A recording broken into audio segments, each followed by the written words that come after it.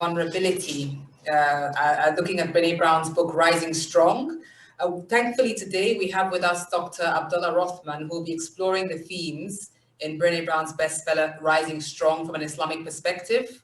Dr. Abdallah is the principal of the Cambridge Muslim College, the founder of Shifa Integrative Counseling, and the co-founder and executive director of the International Association of Islamic Psychology, working at the intersection of Islamic spirituality and mental health practice. He's a licensed professional counselor and a board-certified registered art therapist, licensed in the United States and currently living in the UK. Dr. Abdallah earned an MA in psychology and mental health counseling and a PhD in psychology with a focus on Islamic psychology and psychotherapy. He is a student of Professor Malik Badri in Islamic psychology, and in addition to his academic training, has studied privately with a number of traditional Islamic scholars throughout the Muslim world. Dr. Abdallah's clinical practice, as well as his academic research, focuses on approaching counseling from an Islamic paradigm and establishing an indigenous Islamic theoretical orientation. He publishes and speaks globally on this topic and is a visiting professor of psychology at Zaim University, Istanbul, International Islamic University, Islamabad, and Al Nilain University, Khartoum. Welcome, Dr. Abdallah. Thank you. Assalamu alaikum, everybody. Wa alaikum salam. Alaikum salam. Thank you so much for being here with us. My pleasure, my pleasure. Thank you for the invitation. It's good to be with you all. You're most welcome. Dr. Abdallah, the book Rising Strong by Brene Brown is about, after a fall, we as human beings can cultivate wholeheartedness in our lives. According to the author, it's the process that teaches us about who we most are. She says that people that wade into discomfort and vulnerability and tell the truth about their stories are the real courageous ones. Can you just sort of start us off by explaining what vulnerability actually is from a psychological and emotional perspective? Yeah. So in thinking about, from a psychological perspective, in terms of, let's say, for my role as a therapist or psychotherapist who's looking to help people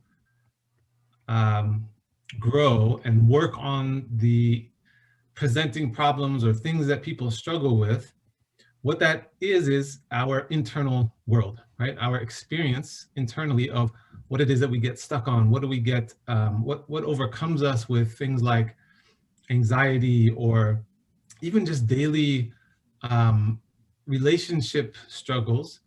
And in order to, that's all emotional content. It's the inner reality of our, what's known as the psyche, or the inner working of, you can understand it as the soul. And some people understand it, who don't have these notions of soul, understand it as the mind, the the inner experience and identity of the human being. And in order to work with that material and to get access to it, one has to expose that material, meaning in order to work with the emotions and rework them perhaps and go in this process of growth, there has to be an opening, right? An exposure. And so from a psychological perspective, vulnerability is really essential in order to get into a place where there's honest work being done on changing what is in the self, essentially. And so, it's essentially about allowing yourself to feel what you feel, and sort of being in this raw state of where you don't have it all wrapped up, you don't have control, you're not feeling like, hey, I've got this and I know what I'm doing and I'm in control and I'm going to keep moving. It's sort of, wow, I don't know, maybe not, maybe I'm not, it's sort of this tenuous place. But in this tenuousness of this state of vulnerability is like, I think Brene Brown says, it's this core of, she says, meaningful human experience, meaning you can't really experience your humanness and your true reality without exposing yourself to what's actually going on inside of you. And so it's a necessary part of, I would say, a therapeutic, at least, approach to psychology, where it's about the person coming into contact and recognizing who they are. And I think that, you know, it's understood that it's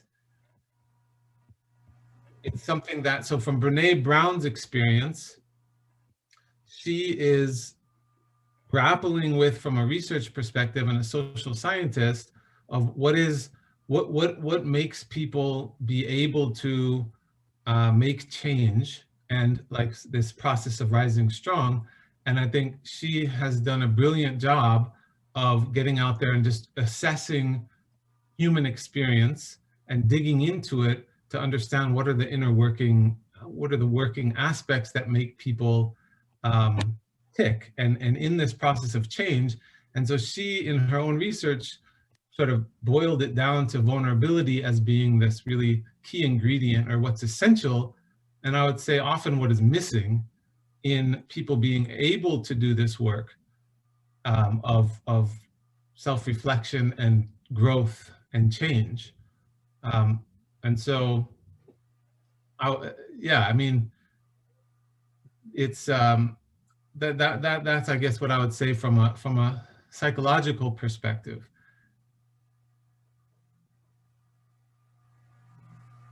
So I'm just unmuting myself. Thank you so much for that. I'm thinking about this now from the concept of vulnerability and how it's viewed from an Islamic perspective. What are the roots of vulnerability in the Islamic tradition? So the thing that is so nice about reading Brene Brown's work is that often I'm looking at, you know, what is the Islamic viewpoint of things, and what parts of it fit and what parts of it don't. I think with Brene Brown's work, I don't think there's anything that is that doesn't fit. I would say that everything that she's discovered in her research and everything that she's talking about in this book is in line with Islamic perspective. The interesting thing, though, is that she's doing this from her own exploration by getting out there and discovering what people's experiences are, and sort of she's linking and putting linking the dots together and trying to figure it out on her own. And she does a great job. But if you see some of the things that she comes up with, like, so for instance, there was a part in the book where she talks about, through her research, she had this question. Remember, she's like visiting her therapist, and she has this question: are people really trying their best, right? And she wasn't convinced of this. And then she discovered that whether or not people are doing their best, in order for you to live in a way that works, you have to assume that people are doing their best, right? And so she did this through what she calls rumbling, by figuring it out. Like, and she interviewed people, she talked to her therapist, she came up with this dynamic of what works, and realized that if I'm worried about whether people don't do their best, it gets me caught in this problematic interaction where it's not really my business. I don't know whether they're doing their best or not, but it throws me off and puts me out of step, right, in my process. And so if we look at the Islamic tradition, we have this process, this concept of husn dhan, where, meaning that you should have a good opinion of others, right? And it's exactly this thing that she discovered through research, that is this Islamic axiom that Muslims are given in their tradition. Now, just because Islam has this concept of husn dhan, does that mean that Muslims automatically know how to implement that, and that they're therefore ahead of where Brene Brown is? I would say no. Matter of fact, I would say that in many ways, Brene Brown is more advanced and doing better than most Muslims because she's out there doing the work and struggling and doing this rumbling, right? Which is really what we're supposed to be doing, what all human beings are supposed to be doing, and very much what Islam, like not some niche aspect of Islam that we call Islamic psychology, but literally the deen of Islam. If we look at what is it and what is it guiding us to do, it is a process of giving us guidance to do the work that we're here to do in this world. And that work essentially is what she calls the rumbling process. And there's many different names for it in the Islamic tradition, and it very much involves vulnerability. And unfortunately, many Muslims don't view Islam in this way and haven't been taught it in this way, but it doesn't mean that they're not sitting on this gold mine of direction and framework for it, because we have all kinds of these axioms and these notions like husn dhan. Most Muslims know what husn dhan is, but there isn't this getting out there and discovering it and living it and putting it into practice. And so in a from an Islamic perspective, being vulnerable is about exposing your soul before Allah, being needy of God.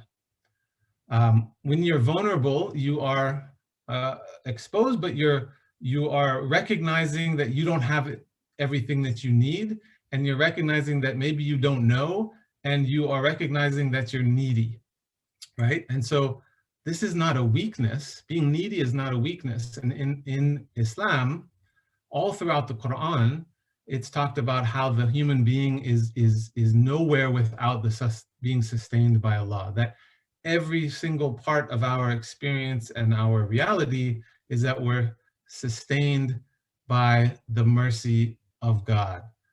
And that is the reality of the human condition. We're needy of God for everything.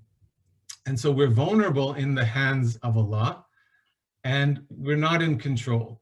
And so this, in order to, so Allah is essentially giving us everything we need, everything. Like, if you look at the Asma al-Husna, or the 99 names of Allah, these are qualities that we need as human beings: love, mercy, compassion, strength, all of these things that we are needy of.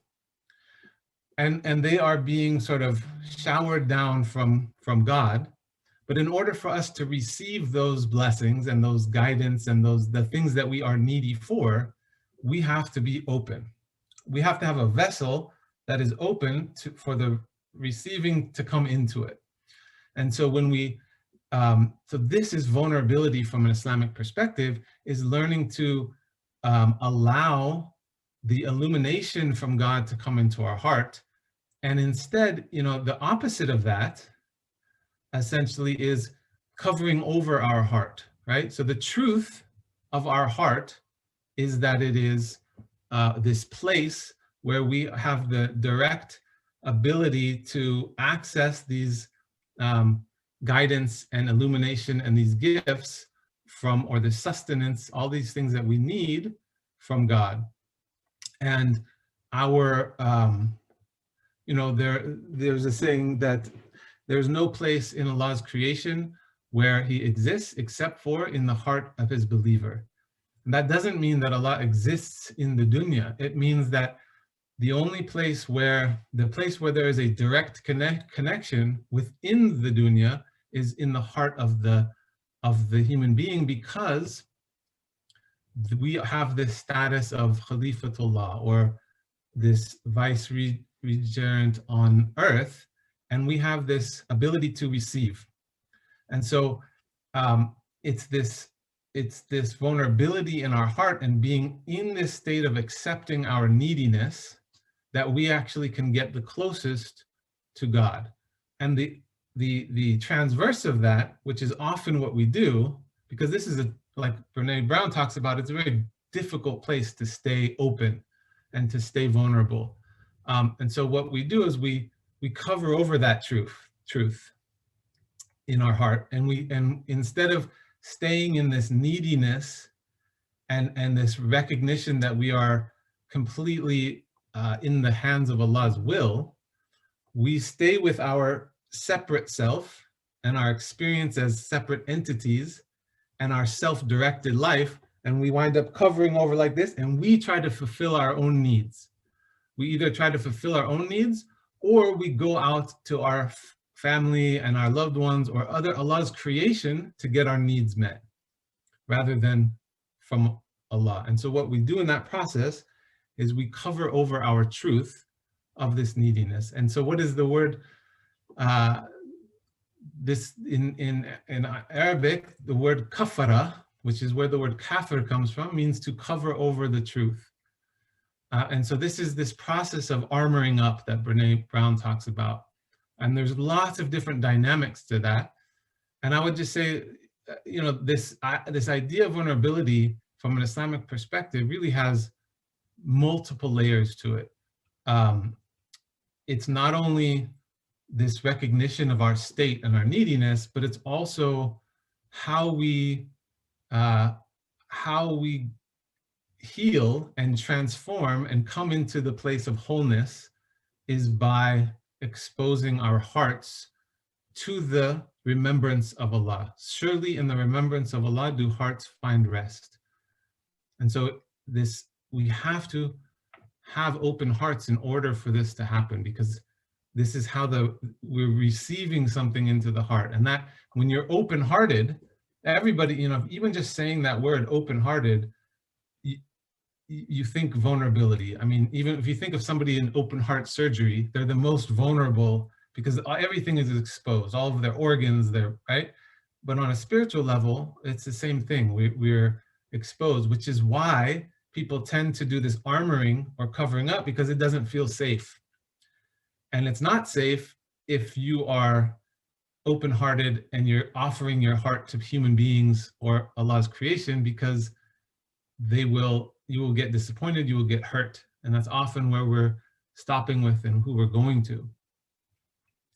So I'll stop there. I could keep going on and on, but I think there's a lot of questions building up. I'm just kind of scribbling away. I think I'd quite like to just zoom in on this issue of being open-hearted. And I quite enjoy the distinction. So when I was reading the book, she accepts the fact that there's a need for spirituality or grace and a higher power. And she said, you know, she calls it God, other people call it other things, nature, everybody has their own different semantics for it. But she's also talking about vulnerability in terms of, you know, leaning into emotions and being open and processing. One of the things you just mentioned now about the open-heartedness, and obviously when one is open-hearted, one is exposed, and there's the risk and the fear of hurt. So the question I wanted to ask is that balance between boundaries and open-heartedness, or I could say open-heartedness or compassion or vulnerability, but essentially we were talking about the open-hearted approach to life. And I suppose we're not talking about it in terms of our relationship with our Creator, you know, because we are fully open-hearted with our Creator, because essentially that is, you know, it's us and Allah. That is our relationship. You know, that is the most important relationship, and Allah is there for us. But I suppose the issue of boundaries comes when you're discussing it at a worldly level, at a dunya worldly level. So where do you get the balance between compassion, stroke open-heartedness, stroke vulnerability, and boundaries at a worldly level in dealing with other human beings? Yeah, that's a good question. One thing you said that, you know, I'm not sure that it's not necessarily like the nature of our being is such that you're right, we are vulnerable to Allah, but there is a mechanism where we have to use our free will to open that channel, because this is essentially why this word kafara turns into kafir, right? And then is when you're actively rejecting that notion, because every human being is in the same state, right? But there are some people who are rejecting that notion and pushing away and denying that truth. And that is a really dangerous place to be in, because it then this is where we talk about hearts that become hardened, right? So so I wouldn't say it's just innately given that you are vulnerable to Allah. It's something that we have to choose to engage in this way and recognize. It's recognizing our fitra, or our neediness, rather than ghafla. When we're in ghafla, when we're in forgetfulness of Allah, this is when we become hardened. And so that's a little bit different. And then so in terms of, you're right, this idea of boundaries is with the dunya. It's with people, it's with negative energy in the form of, shaitan, or negative influences or forces in the world that come out at us. And so it's similar to Brene Brown's concept of a strong back and a soft front. She talks about how you have to stay open, because otherwise you just block yourself off and you're armored. But a strong back means that you get to turn yourself where you need to go based on what is going to be safe for you. And there's a certain level of groundedness in choosing where your heart is exposed to, right? And this is something that we in Islam on multiple levels. So this strong back is about holding yourself down and being grounded and being firm, right?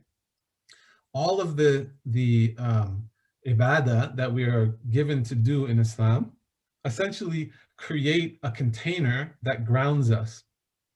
And this is all tahseen, or protection, right? So we have ways of protecting ourselves from the distractions and the influences and the things that, imagine if our hearts are open, the dunya is full of arrows coming at us. And we need some sort of protection from those arrows coming into our heart, but it has to take the shape of sort of a permeable membrane, where you are still allowing access to not only be emotionally available to people, but it's through your emotional availability or your vulnerability to people that you are vulnerable to God. It's the believer is a mirror for the believer. And so the boundaries become a recognition of your inner sort of sanctity, right? Not from an ego place that I'm good and I deserve to be preserved, but you are protecting this pure part of you that you have inside of you. So we all have this ruh part of ourselves, this spirit that was breathed into us that is pure. It is the aspect of us that recognizes the tawheed and the reality of our connection to God. And so we are trying to preserve that while we're in this dunya, which has lots of threats to it, right? Threats to the, and so it's about, on a spiritual level, staying vulnerable to our relationship to Allah. And that is both vertical relationship directly to Allah, and this horizontal relationship with people and the world. But then this horizontal relationship with people in the world is where we have to create boundaries.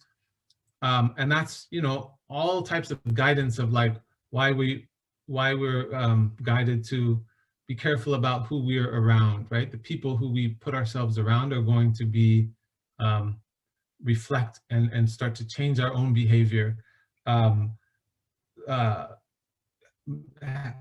Praying 5 times a day brings you back to this place of protection and grounding.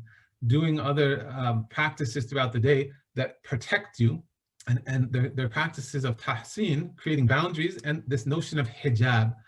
Hijab, like, yes, the scarf, but there's this, the word hijab means protection. And so the scarf is really a physical reflection or manifestation of a spiritual concept. And we constantly have to be engaged in protecting ourselves from not only just like negativity and negative energy, but from stopping with looking to Allah's creation for our needs. And so this protection becomes multi-layered. It protects us from falling into stopping with our separateness and our identity with our nafs, versus protecting ourselves, grounding ourselves in this world while we maintain this vertical connection to Allah, staying vulnerable to Allah. I hope that makes sense and isn't too...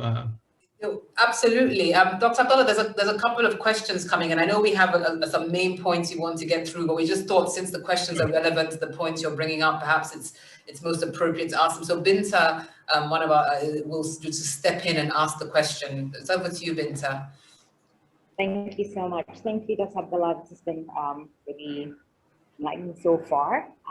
Just a question that came in from Shah, and she said, what mechanism, so building on what it is that you've been talking about, that Aziza asked about, that balance, being open-hearted and in the world, and how do we maintain that? So the question is, what mechanisms do we use to maintain that balance between being open yet boundary, and also comment regarding Surah Waqia. So that's the question we have there. So again, what mechanisms do we use to maintain that boundary? You talked about between us and Allah, but mainly between us and other human beings. So what kind of tangible things can we pretty much use for that? Thank you. And then, I can get on to the second question, but I think I'll let you touch on that, since it has, the other one was, there are many vulnerable people online, and they share their stories about their past and their vulnerabilities and the way they healed, right? What can we say in terms of like sharing that healing and that trauma and abuse and struggles in an Islamic way, and should we actually really share those online? So sometimes there's a notion of, Islamically, are we able to, or should we actually share these things that happen to us? Should we just give it to God? Should we just let God handle it and pray on it? So what are the right ways Islamically to be able to handle that, to be able to share the trauma, the abuse and the struggles online, but do it from an Islamic perspective? Okay, thank you.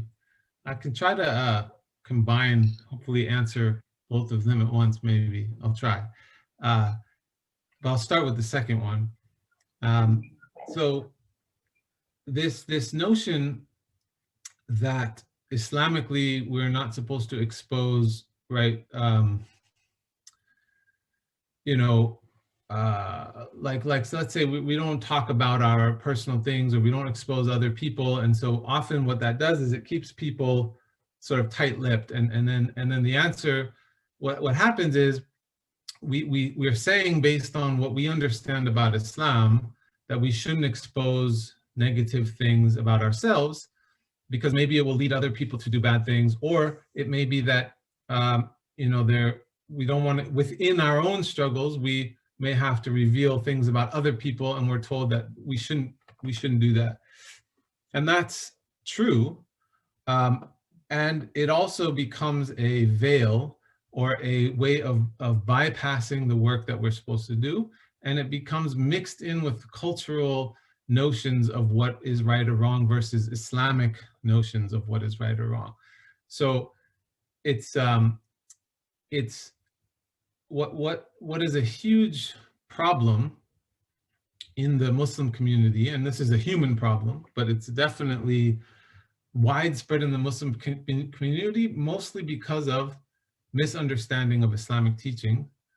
And that is that our orientation to notions of spirituality, or like these axioms of things that we believe that we hold ourselves accountable to, become ways of skipping over doing the work. And so there's not a large portion of the Muslim community that seems to see embracing vulnerability and talking about and working on their stuff as a part of Islam. They see it as like, oh, well, we're supposed to just say Alhamdulillah, and if we really have Iman, then we should just be able to skip over the struggles, or the struggles shouldn't affect us, because our faith sort of almost replaces the difficulty and the struggle and the stuff that comes up with vulnerability. And this is essentially called spiritual bypassing. It's when people, instead of doing that difficult work, which is absolutely the work of Islam, the work that we're supposed to be doing in Islam, the mujahada, instead of doing that inner work, we say, I'm going to, you know, alhamdulillah, everything's good, because I know that Allah is there and everything's supposed to be happening. And so my orientation to belief makes me skip over the actual work. And what we do is we sort of bypass and go around this need to rumble, as Brene Brown says. And so this question of, like, you know, people online that are being vulnerable or they're sharing trauma and abuse, you know, there is a way to process in that doesn't overexpose yourself in the wrong setting. Like, it's not that we should just walk around the world being vulnerable, because that's not safe. You know, the boundary is about understanding that a lot of this work, this internal work, can be done on your own in private. It means being vulnerable with yourself, meaning spending time reflecting on yourself. I mean, if you think of most of the stuff that was discussed in the book, it wasn't like support groups necessarily where everyone's being vulnerable to each other as a community. She's talking about the reckoning is looking internally and recognizing what happened with me, what is my story, writing it out, journaling it, figuring it out internally. Is not, there's not a need to expose it to other people. There is a place for that, but it has to be real. That's where boundaries come in. It has to be a really safe place with the right people, in the right time, and in the right way. And that doesn't always happen. It doesn't always come. And that's not, you know, really, there's a lot that we need to and can do on our own. And it's very similar to this process that she lays out. And I would like to connect it to some Islamic principles, but I'll pause first and see if there's another direction where we want to go in, if there was other questions about that, or if I didn't answer those two questions well enough. I think you touched on the last question very well. I mean, and I think that's really helpful. I think, again, the previous question was in terms of what mechanisms can be used as a balance, right? So you've mentioned kind of like what Brene talked about in terms of writing it in her process of reckoning, right? And then being able to look at ourselves and being able to say, I'm uncomfortable with this that's happening, right? What is that? So the question is asking, how can we balance? How can we maintain? What mechanisms can we use to maintain that balance between being boundary and that we don't share anything at all, which we tend to see a lot more of, or maybe the concept of shame that we're, we don't want to share and be vulnerable. So how do we balance that shame and that vulnerability? What would you share, maybe from like your perspective in terms of your work as a psychotherapist as well? So I think, there's a couple ways of answering that, but the jumping to what can we do to balance in terms of like boundaries is skipping over a huge part of the first part, because you can't balance something if you're not doing it yet. Like, meaning if the focus is on the boundaries, really what that means is, well, I'm too scared to go into vulnerability, so tell me how I can have boundaries in place, when often I think people are more closed up and they haven't even really gotten into the vulnerability yet. So once you have established a practice and a paradigm shift of what that openness is, and which is, I think, what I'd like to focus on, then you can start to think of, well, then you can balance that in the world. But it will make more sense if you're doing the process of vulnerability in the right way. And so, this idea of reckoning in Arabic terminology and things that the scholars have written about would be this process of muhasaba, which is self-introspection. And what it is it's taking account of the self.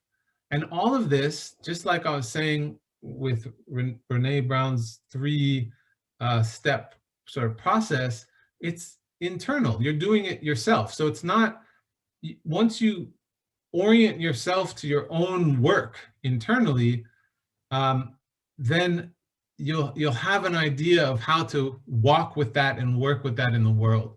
So muhasaba is this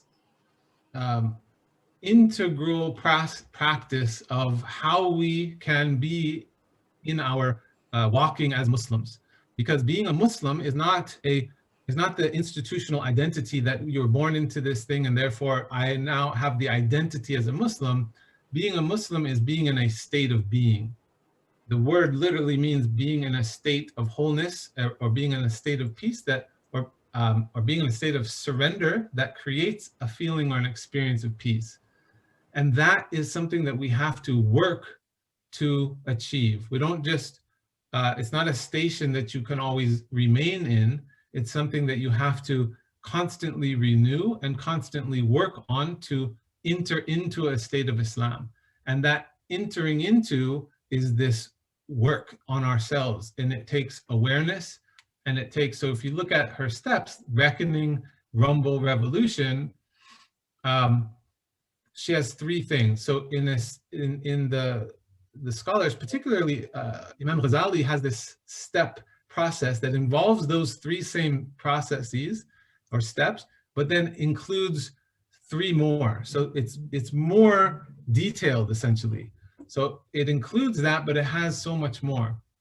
And so because Islam is coming from a place of a lineage of transmission from the Prophet ﷺ that's connected with an understanding of how everything connects together. This is why we're given this deen as a map of exactly what we're supposed to do and how we're supposed to do it, versus Brene Brown, she's out there discovering on her own, and so she discovers nuggets of truth, but she doesn't have the whole thing. It's like blind people feeling the elephant. They feel parts of it here, and they can get to some aspect of truth, but they're missing larger parts.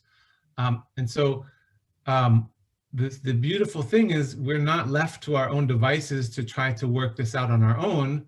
We have this lineage of guidance that shows us exactly how we're supposed to go through this process. And so it's really interesting because she comes up with these three R's basically, right? And so Al-Ghazali has 6 M's, starting with the meme, the letter meme in the Arabic alphabet. So it's just really interesting. He was doing this in the 12th century, wasn't trying to make some sort of, selling book to have these 3 R's that are catchy, but he also came up with this similar thing, and it is it's this process of murabbata, which is the commitment to the battle, this battleground of our soul of doing this work. And part of this process of murabbata is 6 other M's: musharrata, muraqaba, muhasaba, muaqaba, mujahada, and muataba. And so if you look at the 3 R's, they're like in the middle. So Ghazali gives us something before and more after. And so what it becomes is this full program for how to do this work. So musharrata is agreeing, it means agreeing upon the conditions. But essentially what it is recognizing the nature of the struggle of the world and the nature of the human being.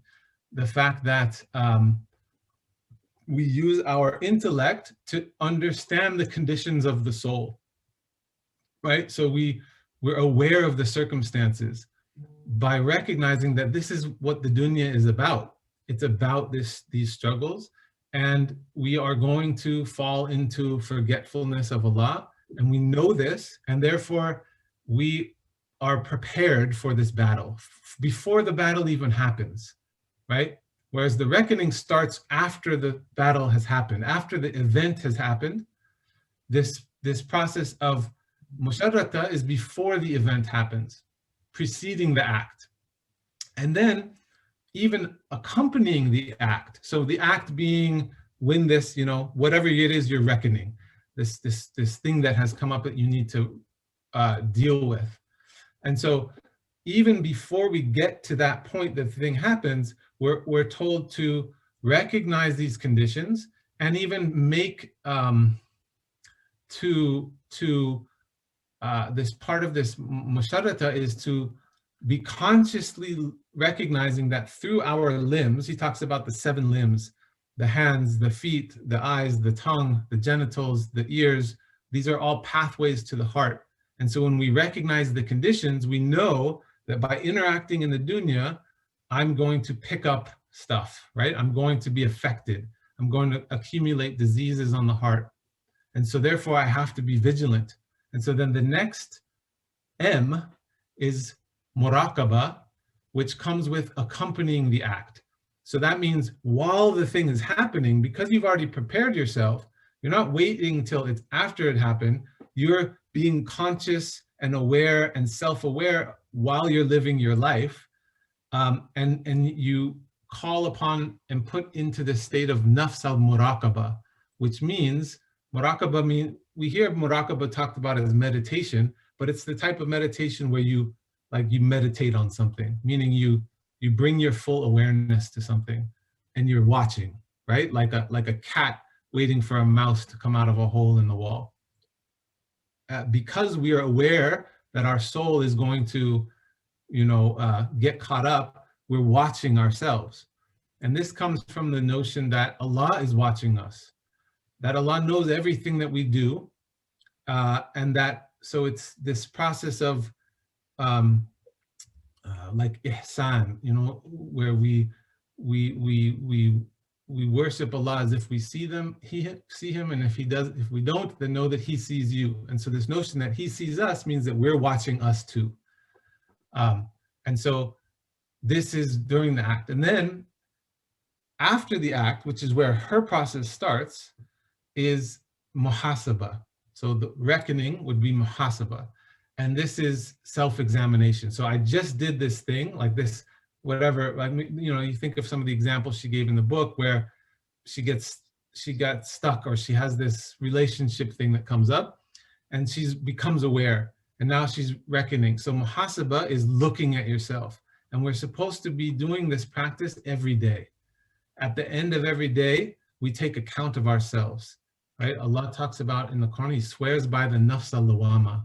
Nafs al-lawama is the soul that we take ourselves into account. We reproach ourselves.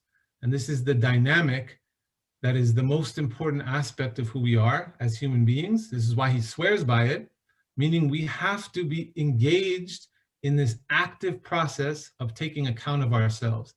That's very different than just being oriented to Islam in this ibadah way of like, let me do what I'm supposed to do and I'll be okay. If I just do my prayers and I make dua, then I will be okay. But it's work. We have to take account. Regardless of how much of a good Muslim we are, we still need to do the work. And so this is why vulnerability is not, it's not about thinking, well, how does it fit in with Islam? It is the central aspect of Islam. This is how you get into a state of Muslim, right? You're not just given a card and being a card carrying Muslim, you have to work for it. You have to do this thing. And so then comes following the act. Oh, sorry. Then comes, so like after the act, right? So you've after the act, you've done this process of musharata before, during muraqabah, you're watching, then after muhasabah, and muhasabah can be done in very similar to what she talks about, journal writing, like taking account, literally like an accountant does at the end of the day, taking all notes of, you know, where was the spending, what were the deficits, what did I do here, and examining yourself. And then here's where the revolution that she talks about, the revolution being like moving from process to practice. And this is, she says it beautifully, because what that means is it's not this revolution like, oh, I'm awakened, I've done the work and now I'm good. No, it means it's always going to be ongoing. As soon as you stop, as soon as you sleep, you're going to get caught again. You have to stay vigilant. And so Al-Ghazali gives 3 more stages after that of muaqaba, mujahada, and muataba. And all of these are about instilling in your life a practice so that your whole paradigm of engaging in the world becomes different, just like what she's saying in this revolutions phase. And so that means, so muaqaba can be interpreted as punishment, but really what it is like an example would be if you found yourself being really gluttonous with food or something, and that's something that you recognize you're catching yourself, then you would fast, right? You would keep food from yourself to engage in this disciplining your nafs, disciplining your soul. And so this is how we get deeper and deeper into the science of the soul, because we have this lineage from Islam, and we know how the nafs interacts. And so these are protective mechanisms to keep us from falling back. And so, you know, we all, during Ramadan, people fast, but oftentimes the reason why people think they're fasting is to remember what it's like for poor people, or you know, something really sort of, it's about, but really there's so many levels to fasting, and it's you know, a lot of it is disciplining the soul, and staying engaged in this process of not just being unconscious. And so, and then the next of the after phases that is mujahada, which you know, people hear this word of like jihad nafs, right? The mujahada, though, in this case is like a renewed striving, where you are you're orienting yourself to maximizing your potential. And how do we do this is we look at our righteous forebears, and we look to the example of the Prophet ﷺ, and we try to emulate the perfected character. And so this is another advantage that we have as Muslims in the Islamic tradition, is we're not again left to figure this out on our own. We're given the perfect example. And so we have to engage in trying to emulate that example. Not to say, wow, wasn't the Prophet amazing, ﷺ, but how do I change the nature of my soul to reflect that character? And so it's reading the seerah, it's being around righteous people, it's reading stories about what the prophets did, and so that it's fuel for you to elevate, to take on this different behavior. And this is the process, right? It's infusing it in the way that you live, rather than just waiting for the event to happen. And then the last one is muataba, which is like self-censure. So that means it's ongoing process of, as you go, correcting your behavior, rather than waiting for this big thing to happen where you break down and then you have to rise strong because you're picking yourself back up. You're not letting a little bit go. Like you've spent so much time being self-aware that as soon as you slip, you make up for it in the moment. You know, you're constantly checking yourself, like Brene talks about in her relationship with her husband. And she says how now they know how to call it out. They say, I'm making up this story. You know, this is self-censure. It's being able to access this consciousness and clarity in the moment. Dr. Abdallah, I just want to, there's a lot of questions coming in, but I'm thinking maybe we get through I'm scribbling questions, there's loads coming in. I think we get through some of the key points, because I think some of the key points actually address those issues, and then we kind of have the time to just do the Q&A.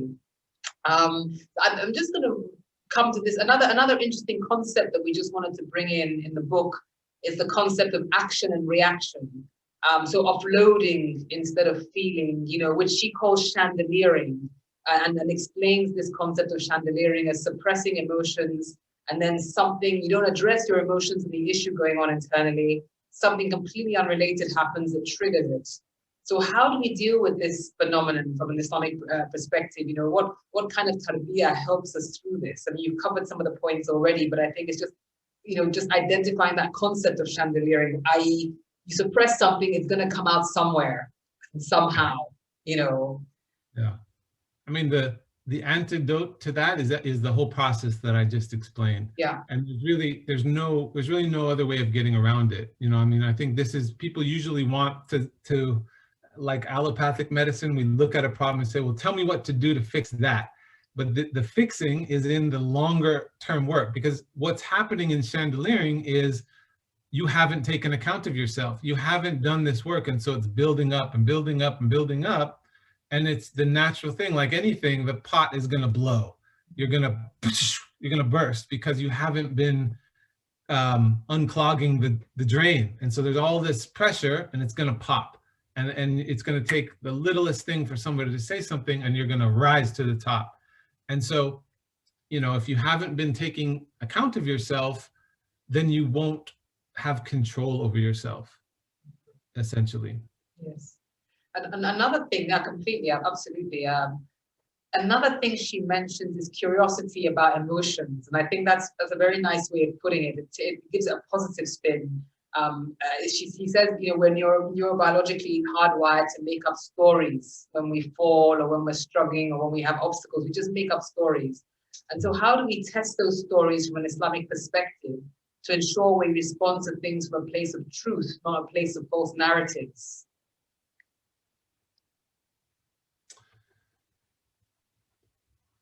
So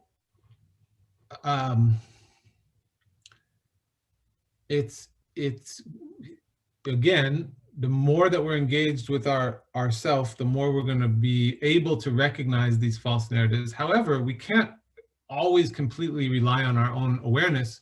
We have to have other people, right? Because this is why the Prophet talked about this aspect of the believer and the mirror, right? And this is also why marriage is half the deen, is you have to have somebody else that you're engaging with that can show you a reality check of your story, let's say, right? And so this is why it's so important that we keep people around us, not that are just good friends and that are supportive. Nowadays, we tend to, actually not even nowadays, to be honest, Al-Ghazali himself talked about this in the Ihya Ulumuddin, that we tend to keep people around us that validate our stories, that say, oh, you're doing great.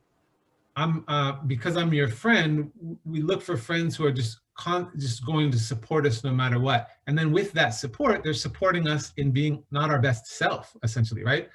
And so he says that we should keep people around us that are willing to tell us where we're going off, you know, and sort of give us a reality check of our real story, because sometimes we don't see it. And so he gives this example of, if we had a scorpion in our clothing, we would expect that our friend would tell us that the scorpion's there to get it out so it doesn't hurt us, right?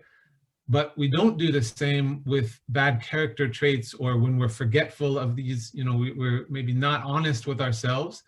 We don't necessarily invite people to call us out on those things.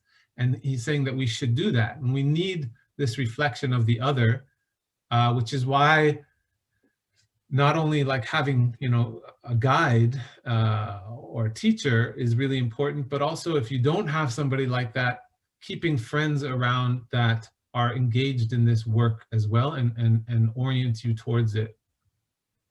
Yeah, that's very valuable. Just to mention at this stage, the 6-step process that you mentioned, Al-Ghazali, you know, lays out, is that in the Ihya Ulumuddin for people who want to follow up and read more about it? Yes, it's in the Ihya Ulumuddin, and there's a book that focuses on it. It's called that just takes that one book from the Ihya Ulumuddin. I actually happen to have it here. It's called On Vigilance and Self-Examination. So that's Muraqabah and muhasaba. So it's called Kitab al-Muraqaba wa muhasaba. One of the things she also mentions about some of the false narratives that people make up in their minds.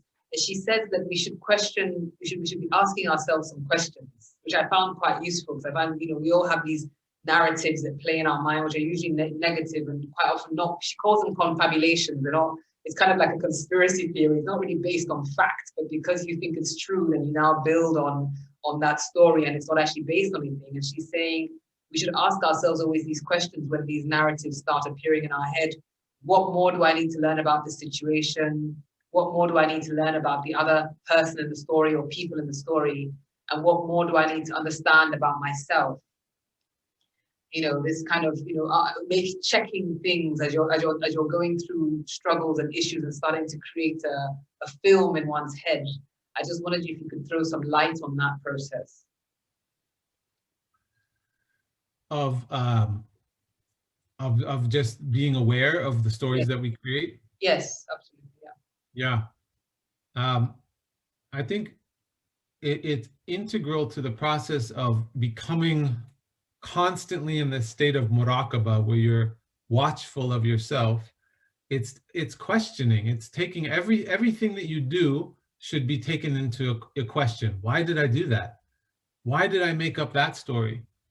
Why did I just respond in this way? Why did my heart feel jealous when this thing happened? Or why did I just tell myself that they're upset with me or they don't like me when and so it's exactly what she's saying is be curious. Curiosity opens the door for finding out.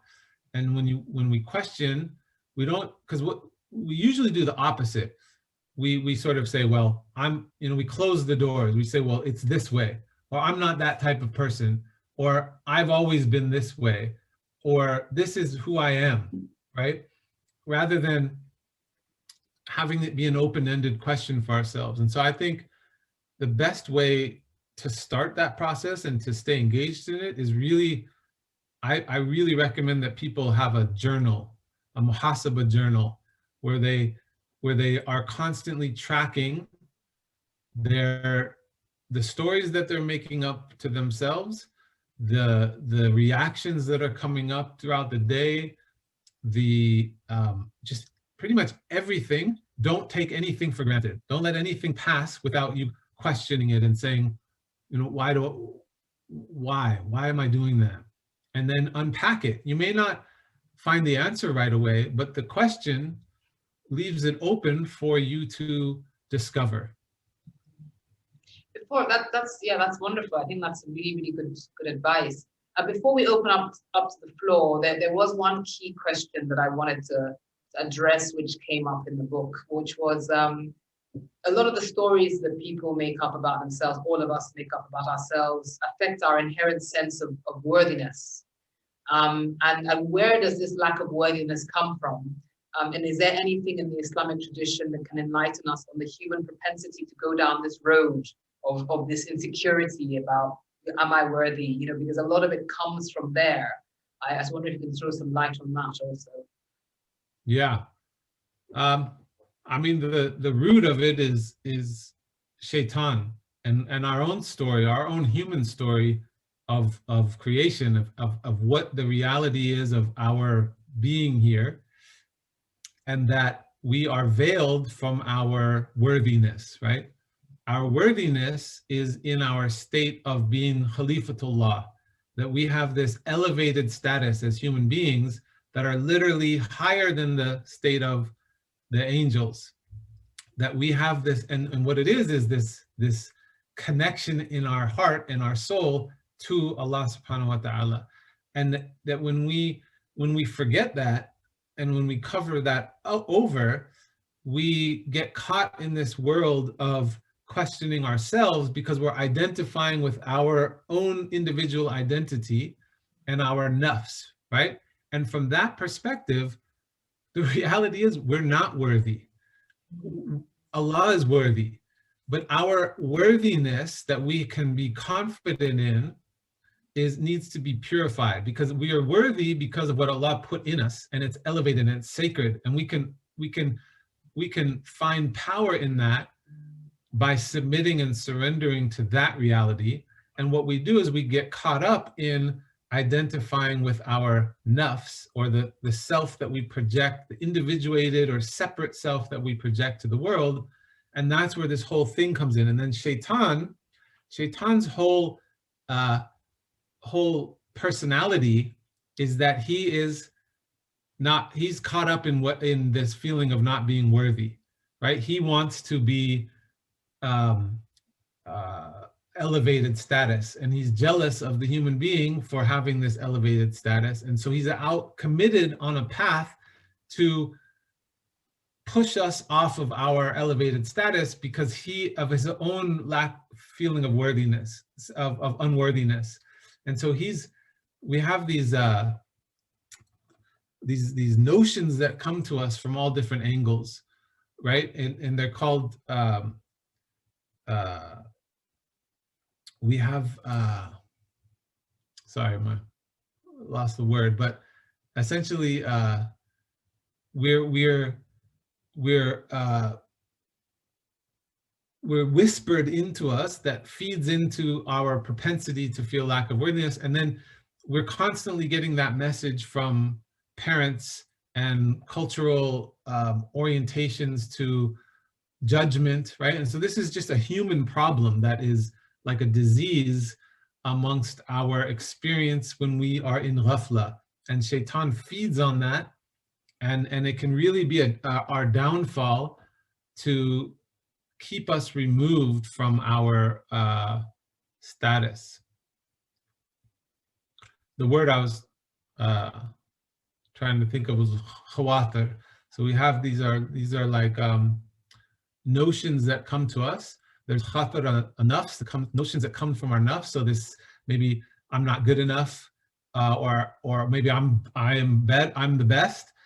We have notions that come from shaitan, so external to ourselves, khatir shaitan, and we have notions that come to us from the angels, khatir malaika, and notions that come directly from Allah. And so this is the scholars talk about that all sort of impetus for all motivation and all thought, and all comes from these different directions of khawatir.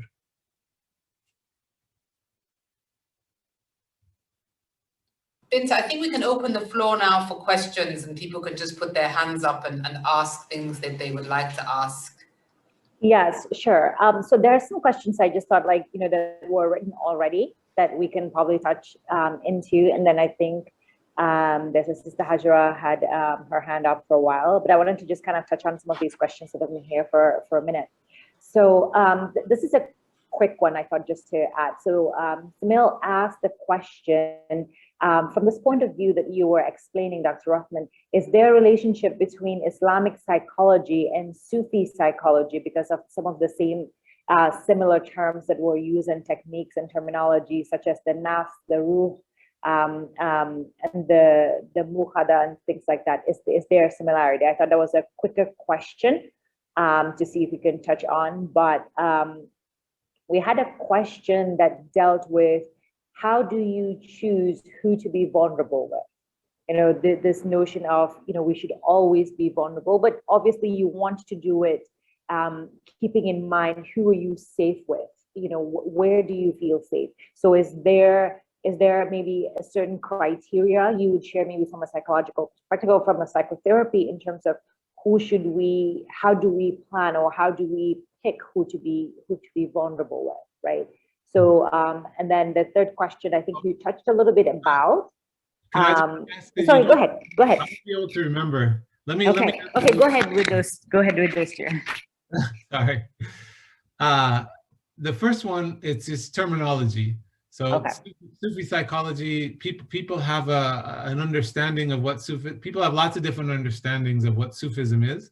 Okay. And a lot of that is based in just ignorance of what that means. But Islamic psychology, Sufi psychology, it depends how people are defining that. But the reason why, so there's terms like nafs and ruh and qalb, those are just directly from the Quran. Okay. All of the, most of the terminology in what people would call Sufi psychology is all directly from the Quran. And Okay. the science of tasawwuf is the study of the soul. And it is the, you can't understand the notion of the soul without without an inner understanding of the inner reality of the teachings of Islam. And so this is what tasawwuf is. What people call as Sufism, it can mean lots of different things for different people, but the ilm al-nafs, the science of the soul, is definitely draws from tasawwuf as a science. And then the second question was about choosing who to be vulnerable with. Right. So I don't think, I mean, maybe I was misunderstood. I didn't mean to say that we should be walking around and being vulnerable with everybody. I don't think that's not, we should be vulnerable with Allah and opening to this process of ourselves. So that whole 6-step process that I was talking about doesn't involve another person necessarily. We did talk about how in the other people can hold you accountable, but those are very particular people that, like I said, aren't just people who are holding you to, saying you're fine, but people who are challenging you, but are challenging you from a place of love and safety and not judgment at all whatsoever. And so you have to be extremely selective about who those people are. And they're people who are already doing their own work as well. They're engaged in this process, and you have some sort of agreement that you are going to challenge each other and be vulnerable to each other for the sake of Allah, for the sake of your growth. You do not open your heart and be vulnerable with just anybody that you haven't established that pact with at all. That's very problematic and can be unsafe. So I think the process of being vulnerable that you should constantly be engaged in is not out there in the world. It's every day in your home or wherever you do this, in here. It's here. It's between you and Allah primarily. Okay. And then so as you mentioned that in talking about engaging with Allah, there's a connection, there's a question that came in and says, how do we connect with Allah as relate to the stories in the Quran? Is there anything you can shed light on regarding to that? How do we learn from the stories that are in the Quran and as a way for us to relate to Allah? Yeah, that's a wonderful question. It's hard to answer because there's so many details. Like the stories in the Quran are exactly for that purpose. They're not just historical accounts. They're not just to teach us these larger situations or axioms. They're looking at the character of how the prophets deal with things, and the stories of these in the Quran are revealing a lot about our emotions and the emotional process of being a human being and the dynamics that happens. And so we need to start unpacking those stories in a way that we see them as guidance and sort of rules for how to be a human being. Matter of fact, my teacher, Professor Malik Badri, who just recently passed, Allah have mercy on his soul, his last book that he finished just before dying is on the emotional life of the prophets. And from the stories of the Quran and unpacking from a psychological perspective what these stories mean. So I think I encourage you to read the book, but right now it's only in Arabic. Inshallah, it will be translated. Great. I mean, I think the next question, I think you touched on a bit in terms of like the 7 steps you described, because the question was, how do we practice embodiment Islamically to shift through the negative or pent-up emotions and access a deeper connection within our inner selves? So conventionally, it's dance and movement is used, but in my understanding, I believe it's like maybe some of the 7 steps you've already discussed is a way for us to do that. Is there anything else you would like to add about that in terms of how do we connect? I would. And dealing with those negative emotions, yeah. Yeah, it's really, really essential that we have an embodied practice of connecting with our hearts. And we need to move away from the notion of the heart remaining as an abstract notion and still staying up here. this sort of Western or secular approach is to recognize the center of our consciousness as being here in our head. And it's not. From Islamic perspective, it's here. And I don't mean just this abstract notion of the heart, but literally the sadr, the chest, is the location of the spiritual heart as well as the thing that pumps your blood. And so we have to learn to embody our bodies and to recognize that our soul occupies from our feet to our head and this whole space. And if we don't, what happens is we become disconnected and disaggregated from our bodies, and therefore disconnected and disaggregated from our connection to Allah. So we have to come into our bodies, and that means relaxing, getting away from sort of needing to be oriented towards the world and like this. And we have to practice contemplative practices of tafakkur, where we're coming into a place of being and relaxing and breathing and being still and connecting with this particular place in our being as our connection with Allah. And this is something that is extremely foundational to the practice of Islam. It's not just a Sufi practice. It's not just a, the Prophet ﷺ would go into a cave for long periods of time. He didn't read, so he wasn't reading.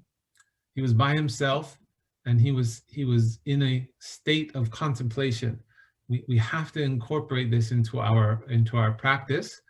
And also we have to realize that all of our practices, all of our ibadat in Islam are embodied. Our salah is we use our body to pray. And so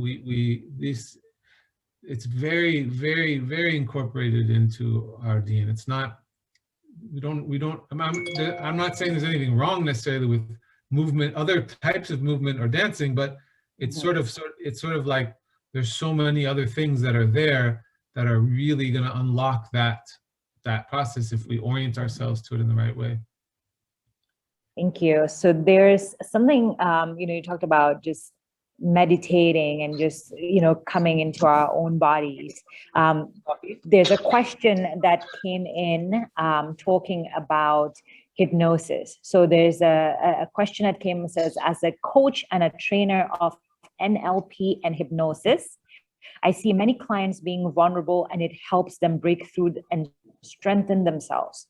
Is there, there's a need for that in Islam? What do you think in terms of psychotherapy, can hypnosis, and what's Islam's notion on hypnosis and hypnosis as a way to maybe get people to be vulnerable and to be able to deal with some of the issues that they're trying to address and to connect to themselves on a deeper level?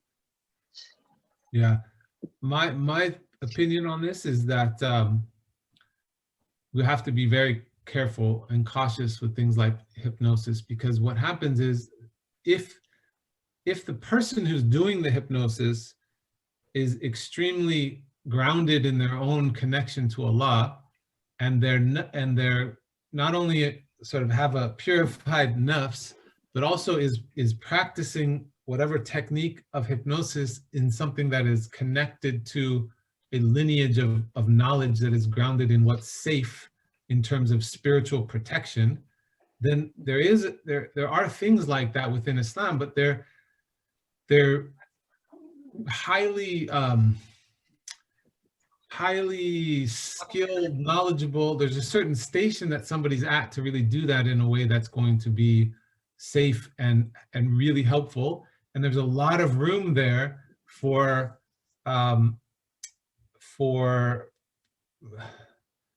not very safe things to happen that can guide somebody, because what you're doing is you're changing the state of somebody's orientation, and that's this sacred connection of their spiritual state is where they access their connection to Allah. And that has to be a conscious effort. The whole reason of why we do this work to orient ourselves into this altered state where we can open and be connected to Allah, we have to be in the ones engaging that process because it is our accountability, right? And so when somebody else comes and puts you into that state, it can be really, really sensitive, and you're going into a territory of openness and spiritual sort of place that is, you have to be extremely knowledgeable and grounded and sort of respecting the boundaries of that space in Allah's unseen, like ghaib. So I think it's, we should proceed with caution. Okay, thank you. I see that Sister Osama Saleh has their hand up. You can unmute yourself and ask your question. I see that I think it's the same question you've asked here, but wanting to give you the opportunity to ask your question. Assalamu alaikum. Yes, it's the same question. I was saying that culturally, sometimes vulnerability is used as a euphemism for helplessness. And so I just wanted to hear from you, and I apologize if you have covered this already. Where do we find that line between true vulnerability that you've talked about and a state of complete helplessness that is not associated with our state as a true believer of Allah subhanahu wa ta'ala? I do think I touched on this, but helplessness, you know, so I hear what you're saying is there's a helplessness that is like, I'm not, I give up, I don't have control, or I don't know what to do, and I'm not gonna try to know what to do, versus, you know, a neediness. So I talked earlier about the fact that our reality as human beings is that we're needy of Allah, and that neediness is something that we have to embrace in our, this is what humility is. This is what the active aspect of humility is, recognizing that we are sustained by Allah subhanahu wa ta'ala and that we are needy. But in that neediness, it shouldn't be a helplessness, because we have lots of guidance of knowing what it is that we're supposed to be doing. And all of the things that we're supposed to be doing are to help ourselves. Right? So Allah doesn't need us to do anything. Allah is in control of everything, but He gives us this agency over what? Nothing else but ourselves. And so, you know, Allah does not change people until they change what is in themselves. This thing that is in ourselves is the only thing that we have dominion over. And so, when we, you know, helplessness can be talked about as like, well, I don't know what to do and I'm not going to do it. Often that comes from not understanding your inner locus of control, not understanding what it is that we have control over. And so we're often oriented externally, and we think it's our job to make our life work out, you know, like the outcomes. And so that makes us oriented in this way that is completely opposite of what we don't have power or control over the outcomes. We have control over what our own state. And so that means doing this inner work on ourselves is how we take control of our agency. But in that agency and having control over this, there's a recognition and a reality that we are completely needy of Allah. Great, thank you. I wanted to just touch on, I think, something in the book that, you know, I think Aziza talked about, in the sense that we're always telling ourselves stories, right? And I remember, you know, being in a class that was talking about empathy, that talked about, you know, like going through this quick ladder of inference and just what we tell ourselves. And okay, this person doesn't like me, and for whatever reason. And Brene talks about how our brain just wants to quickly tell ourselves a story, whether it's true or not, right? Why do you think, I mean, from your profession, why do you think we're quick to tell ourselves stories? Is it for us to adapt? And then how does that transcend into not allowing ourselves to be vulnerable? you know, and wanting, and even when we allow ourselves to be vulnerable for a moment, we're quick to want to take it back very, very quickly, as in like, oh my gosh, I shouldn't have shared that. I shouldn't have said it. Someone's going to judge me. So why do you think it's so difficult for us to want to tell ourselves those stories and keep telling ourselves those stories, even if they're not true? And how does that, you know, connect with not wanting to come off being vulnerable, and why do we guard ourselves so much from that? It's a good question. I think it's rooted in our fear. We are deathly we're afraid essentially of death. So if you track all fear, it's fear of death. And what that comes from is that we are, you know, letting go of yourself, of your notion of self, this notion of I am a separate being, and I need to define my world. There's a need to get control.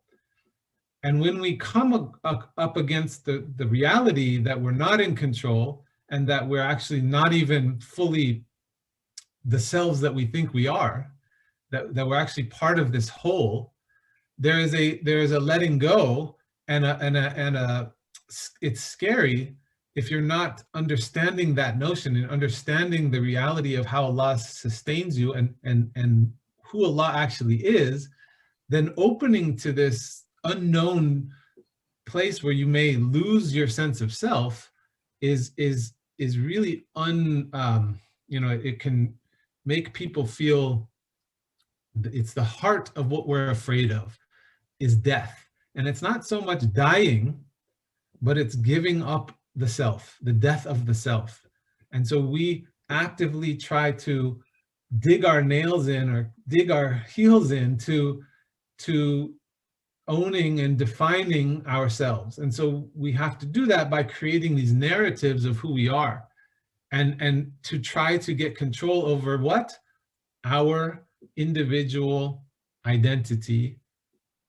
And the opposite of that is, it looks like this, it's letting go. And when you're letting go and you're in surrender, in a state of surrender, that surrender is essentially giving yourself back to Allah. It's giving up your self-control to Allah. It's giving your individual identity to Allah.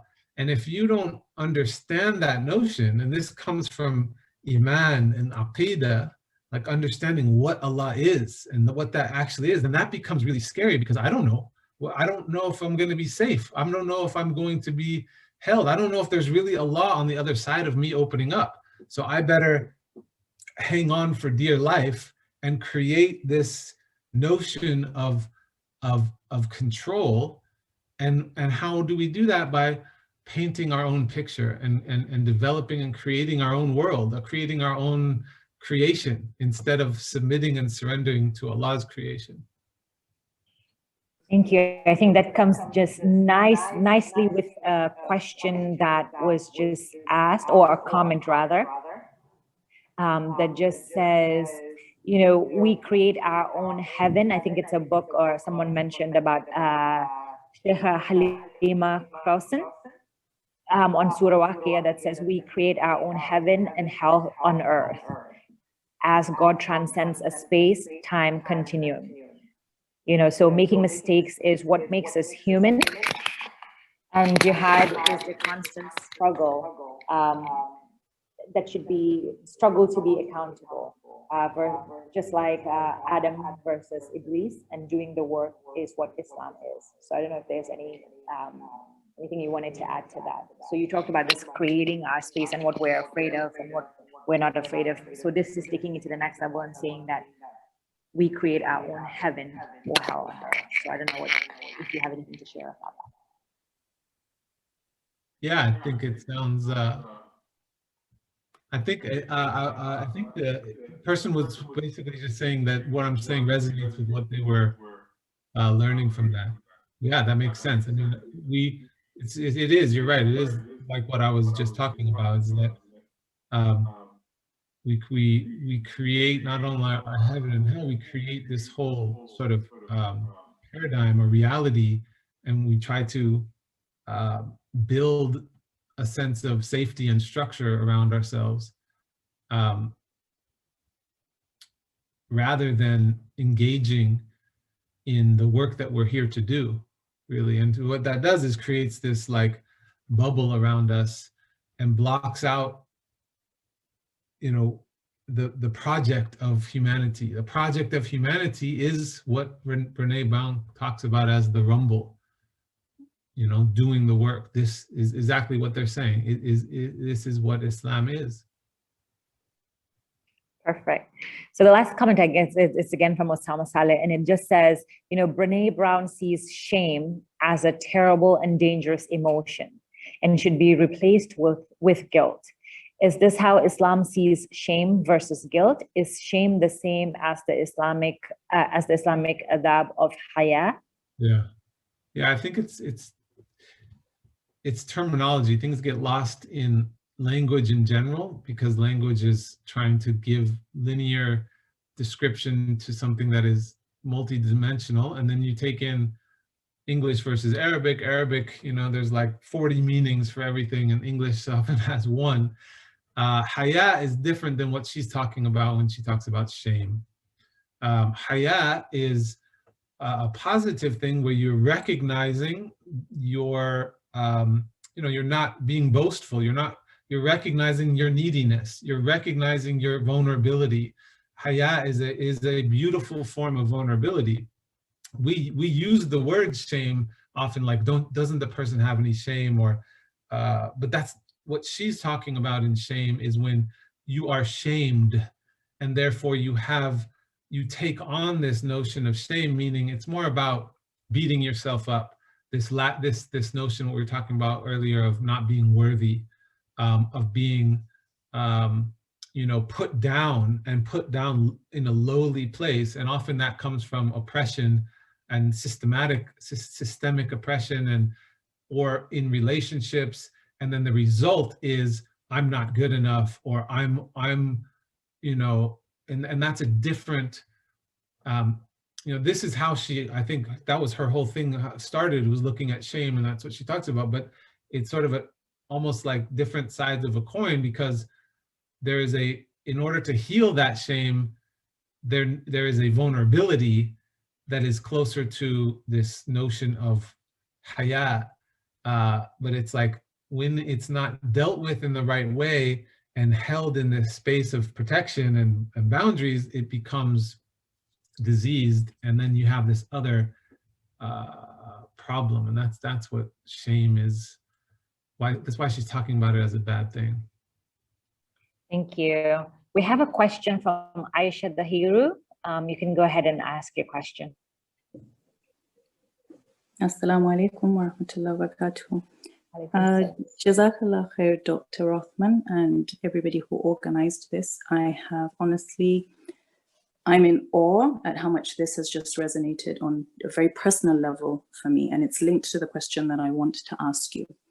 I am as big a fan of Brene as the millions that are out there. I have been able to use her work in practical terms to put into action in my life, in my relationships, certainly the difference that it has made to my personal development as a Muslimah, as a mom, as a wife, as a sister, every sphere, all of these concepts that you're describing. And I'm so excited that somebody picked this up, subhanAllah, and has linked it in this extraordinarily so clear. It's so clear listening to you. I'm just thinking, but of course, this is what it is, what she's talking about. This is what it is, the muhasaba and the muraqaba, and taking account what Islam demands. And we do have to do the work. And from where I'm sitting, I'm thinking, I can see that. In doing the work, I see where it has taken me and the people around me too. At the same time, what I'm wondering is, how do we make this practical and accessible to a lay person? In language and in reality, and a lay person, a lay Muslim. Because what you said that is really staying with me is, this is what it means to be Muslim. And I can say that in all of the stuff that I've recognized, my relationship with Allah Azza wa Jal, the transformation came with understanding tawakkul. And that didn't come until I knew myself and what my purpose was, looked into the 99 names and did all of that journey. How do you link Brene's work? Because vulnerability is the most powerful, I think, tool in all of this. That's what we're talking about. How do I make that accessible if I'm speaking to a young seeker, an older seeker, somebody struggling and fighting the fight, which I know, change. We do not want to give that up. We don't want to give up that concept of who we believe we are and our place in the world. And being vulnerable requires you to do that. It does require just letting go of that. How do we make it practical and accessible? This is not only a great question, but it's I think what I'm feel like is so important that I'm dedicating my work to this exact thing of trying to make it accessible and trying to make it actually practical and applicable and a path. And I think it's everybody wants a prescriptive manual of just tell me what to do, right? And so there's something in that we tend towards of like, just simplify it for me and let me do it. And I'm not necessarily saying that that's what you're saying, but when you just described how you got to where you are, it was because you did a lot of work. You did the research. You did what Brene Brown did. You did the rumbling, right? And so it wasn't just handed to you. And I think we need to get away from this notion of tell me what to do, give me the prescription, let me take the medicine, simplify it for me in a pill, and I'll just do that and then I'll be fine. And what that does is it brings us back to how the Muslim community interacts with Islam already, which is problematic, and it's transactional. When you said the word transformation, I always talk about this, about how we need to change our relationship to Islam to understand that all of the guidance, all of the stories, all of the ibadat are supposed to be for transformation. It's supposed to be transformational, but instead we're mostly oriented towards it as a transaction. Let me make my dua and I will get over the work. I'm struggling with this, so I go to the sheikh, he gives me the dua, and then it's a medicine. It's like taking a pill. Tell me what are the things that I need to do so I can what are people really asking in that, so I don't have to do the rumbling.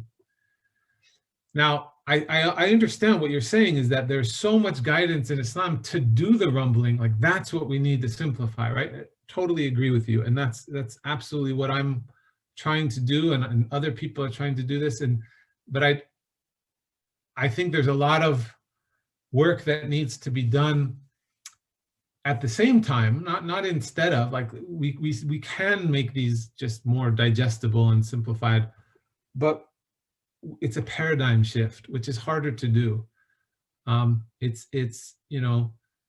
It's changing this transactional approach and recognizing that Islam is not just a series of prescriptions that you take on, and even just people need to reorient to what the deen is. It's, the word deen even, it doesn't mean just religion. It's not just this institutionalized thing that you follow. It's a path, it's a map for how to live life. And I don't think people see it that way. And then therefore, I think people's even notion of Allah and who Allah is, it needs some paradigm shifting as well. So it's not, I wish it were as easy as like, let's make the little pamphlet that's this big, that has all that boils it down to what people do. You give it to them, they put it into effect, and then that's that. Like, it's work, and that work kind of has to come from your own motivation to do that work. This is why these things are veiled and hidden in this world. And it's not an accident. It's part of Allah's plan. But that shouldn't stop us from doing exactly what you're saying to do. It's just, I think we need to not expect that it's going to be that easy. Hope that. Thank you. Thank you. Aziza, you had a question? Yeah, a question and comment. I mean, I do want to just add, you know, thank you very much, Aisha Tahir, and thank you, Dr. Abdallah, for that. I think it's really, it's interesting. Yes, it's the rumble, and we need to do the rumble. But I think for me, what actually attracted me to Islam was that when I was much younger, I was 25 years ago, I was reading the Islamic texts, and I was reading a lot of personal development books at the same time, and I started to see alignment. I was constantly seeing in the Hadith and the Sirah and the Quran, I was constantly seeing corroboration. And that's kind of also led me on my path. But I just said yes, and it helped me understand. They both kind of helped each other. And I think it's wonderful that you're doing this work of making it digestible, because I think sometimes we do the rumble and we have to do the hard work, but it's lovely to have sometimes strategies that are pragmatic, you know, because Al-Ghazali is wonderful. I love Al-Ghazali, but that's like, they're telling everyone to read Shakespeare. I mean, yes, there are more. So I do relate to the point. I relate to both the points, and it is a very valid point. If I think about my journey to Islam, I was reading the two types of social scientific books and the Islamic books at the same time, and they were both just saying the same thing with different semantics, different language, and that was the engine that propelled me forward, in a sense. So I very much relate to that point, and obviously I'm very excited and definitely want to hear more of what you're doing, and people will definitely want to follow your work with the Islamic Psychology.com. I will ask the question I was going to ask quickly. I see Kim Bambelaz has her hands up, and I don't want to hog the mic at all. I'm here to listen and learn.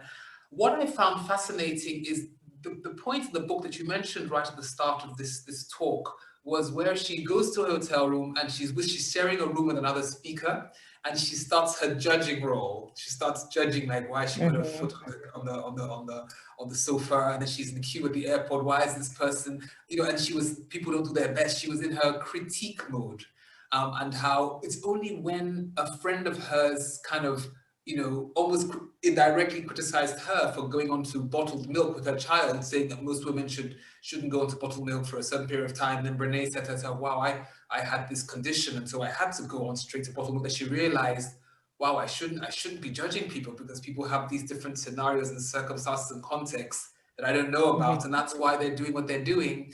I think my question is, and I really want to leave the questions for other people to ask, is why do we do that? Why are we judging?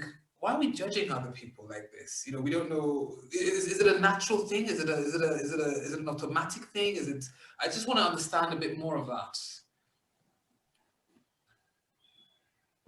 Why we judge other people?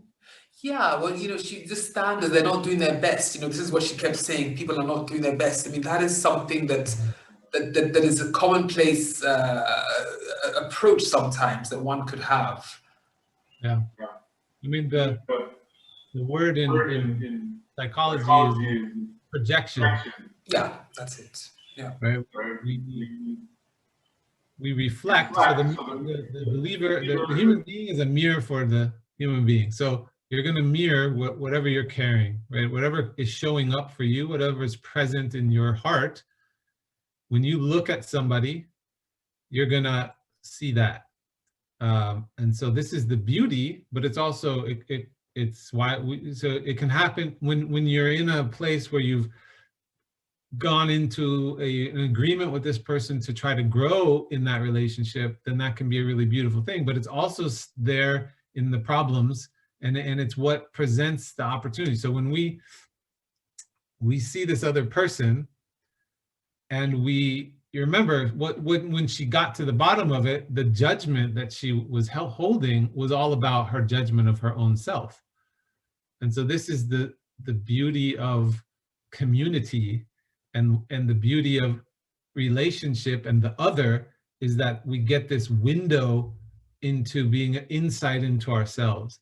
And this is why there's no monasticism in Islam.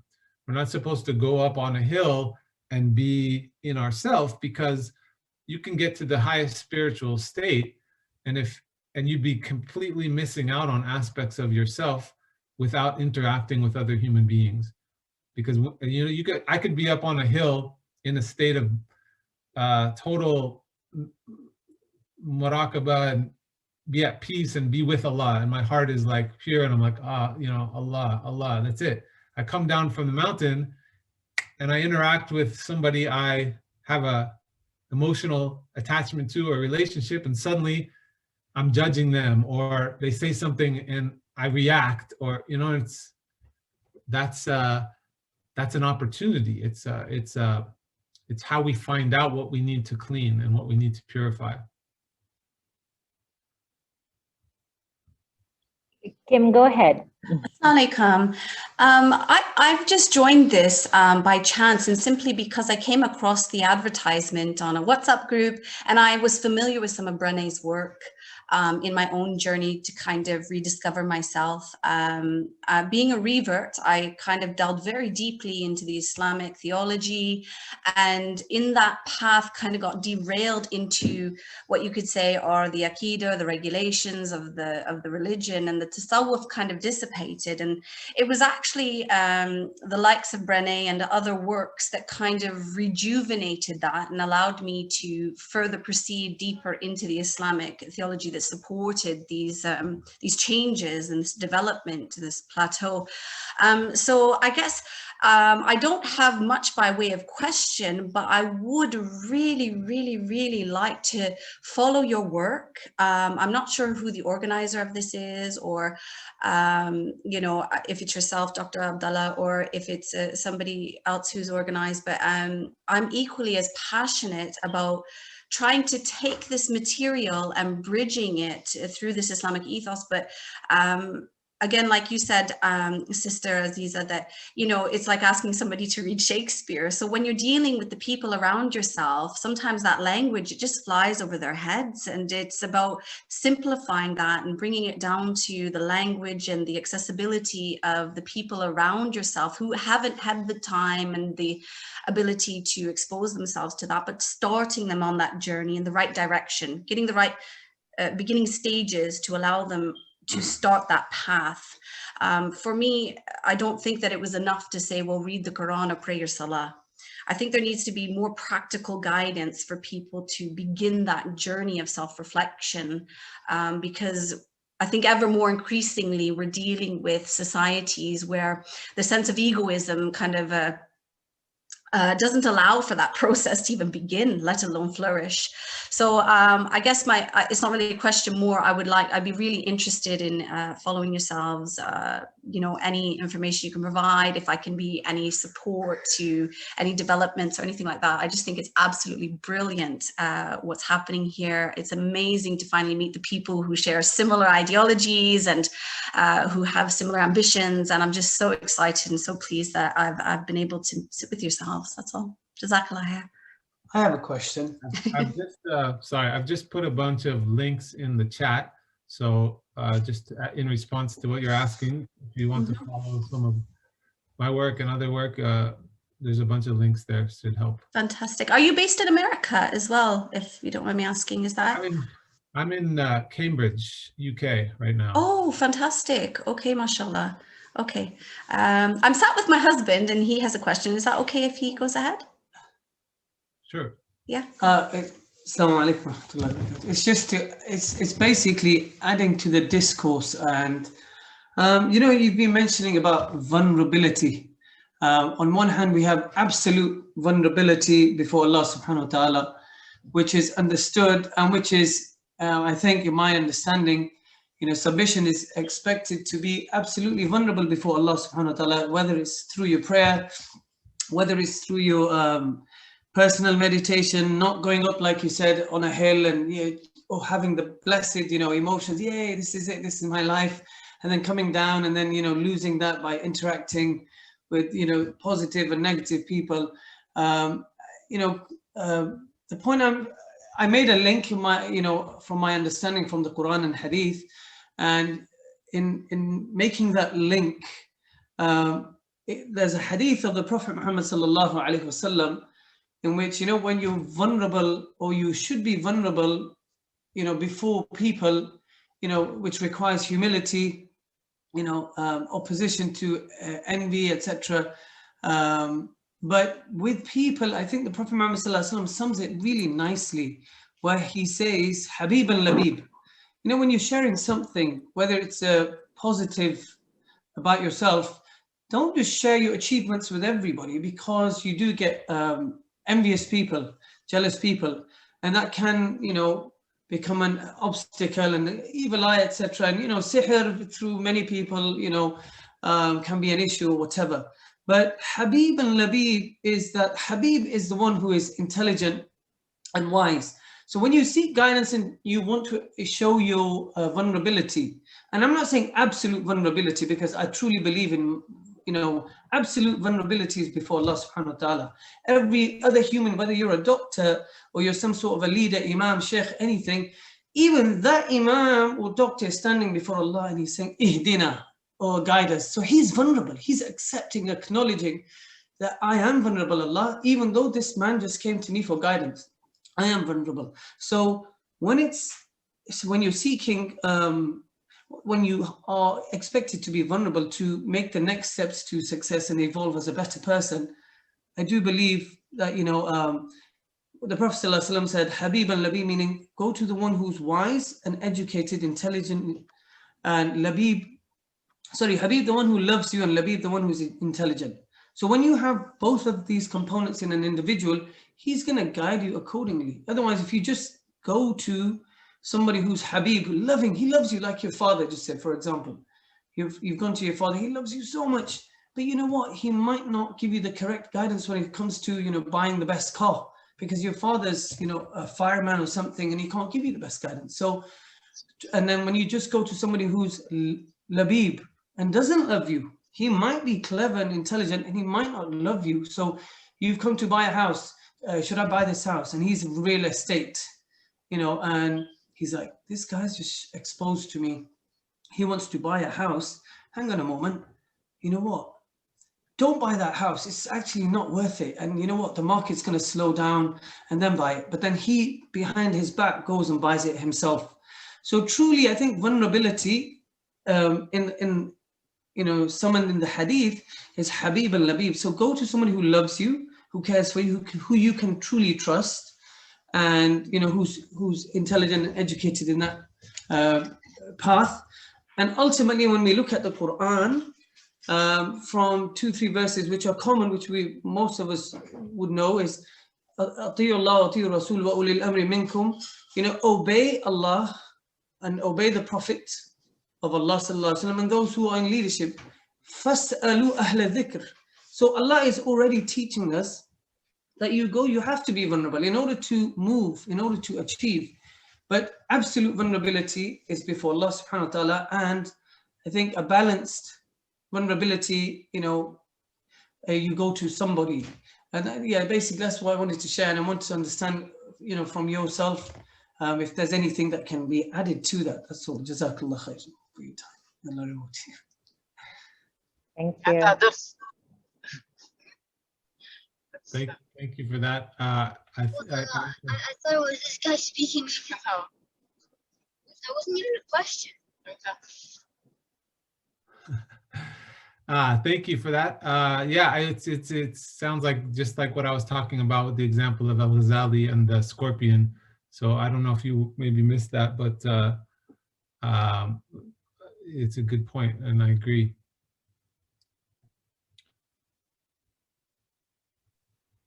Thank you. I wanted to just touch in on the issue of, you know, there were questions about like what are some of the practical things that we can ask ourselves. I remember, I think Aziza mentioned this a little bit in the beginning in terms of some of the questions Brene asked, in terms of either when we tell a story or in terms of when there's something that happens to us, in asking, you know, what is it that I need to learn and understand about this situation? What do I need to learn and understand about the other people? And then what do I need to learn and understand about myself? Right? But she also talked about it's easier to kind of almost put hurt on someone else than to do the work and in really listening to ourselves. Why do you think that we struggle with facing ourselves?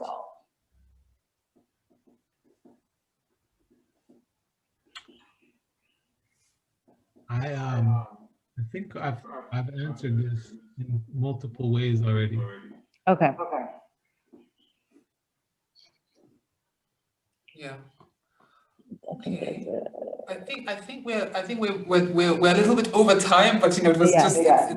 I know that it's a very one. I know for ourselves at the More Foundation, it's a really wonderful opportunity to be able to delve into these issues, and have your insights into them, Dr. Abdallah. And we really appreciate your time.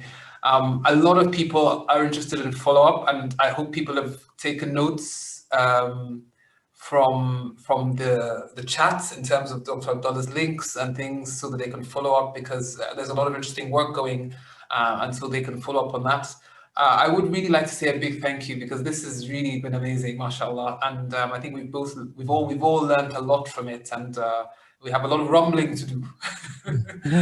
So Indeed. I would like if you could close with a dua for us, Dr. Abdallah, that would be wonderful. Okay. Bismillah ar-Rahman ar-Rahim. Alhamdulillah. Allahumma salli ala Sayyidina Muhammad wa alihi wa sallam.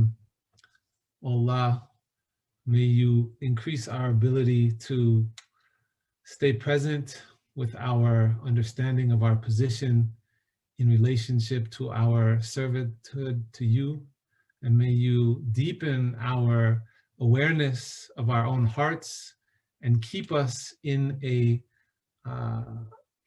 this notion of seeing through your eyes and seeing through your perception of our state. And you know, O Allah, what we need in our own souls to grow and to witness you. And may we access and be guided by the knowledge that you have of our soul. And may we be open to being humbled before you, and being in a state of vulnerability that is in the most sacred space, where we turn to you in a state of tawbah, in a state of neediness. And may you increase us in the ability to stay in that state and protect us in that state, and allow us to grow and deepen in our surrender to you, O Allah. Ameen. Bismillah ar-Rahman ar-Rahim. Alhamdulillah Rabbil Alameen. Ar-Rahman ar-Rahim. Maliki yawmiddin. إياك نعبد وإياك نستعين اهدنا الصراط المستقيم صراط الذين أنعمت عليهم غير المغضوب عليهم ولا الضالين آمين آمين آمين. Jazakallah khair. Ameen. Jazakallah khair. Yeah. Sorry, Aziza, I wanted to just touch base. Somebody just mentioned, would you say just one or two sentences about the Moa Foundation? I know people asked a little bit about it. Okay. Moa Foundation, we're based in Accra, Ghana, West Africa.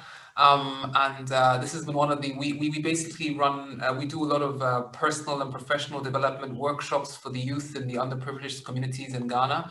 But what we try and do is we align a lot of the social sciences with Islam. So we teach a lot of the youth, but we're teaching adults now. So as we started the workshop, a lot of adults were saying, we need this, can you do it for us? So we do it for the youth ages 15 to 25 in communities, but we also do adult workshops and lectures.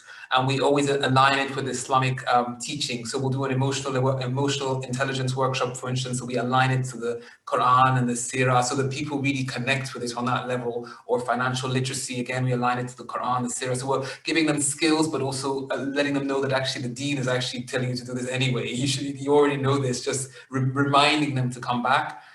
Since COVID, we've obviously now, it's been interesting because we've moved online, and it's meant we've crossed borders. So that's one of the positive aspects. And so we run the book club. We choose books, and sometimes it's purely Islamic books, sometimes it's a social science book, but we always release to Islam and bring a speaker, like we've invited Dr. Abdallah. And we try and do that sort of every couple of months. If you check our website, you'll see that. And then the other thing we do is lots of food drives and charity, clothes drives and things like that. And then we do workshops predominantly for skills training for our youth and also adults now. We're going to do for adults now, but just to give them the skills they need for life, entrepreneurship, professional, personal development, and then we align it with Islam. So that's who we are. And I'll just put the website address before we leave. And thank you so much, Dr. Abdallah. We very much hope that you come again, and we haven't frightened you off by keeping you so long. But we tend to do that.